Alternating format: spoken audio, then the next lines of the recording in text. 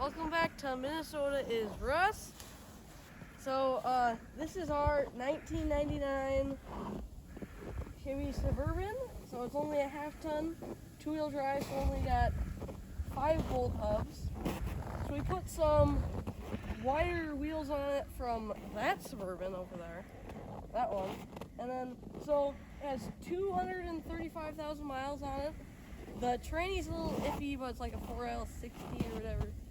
So they're all a little iffy. But so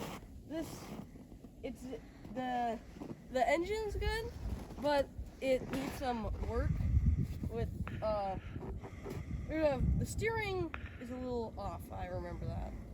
And then so yeah, we want to put a lowering kit on it, and then this thing would actually be pretty good going to town rig. And then maybe we'll put a beefier tranny in it, maybe help the engine a little bit. But it doesn't burn any oil, so yeah. But we also gotta clean up the interior a little bit because it was like a restaurant's truck or something. It was all stained on the inside.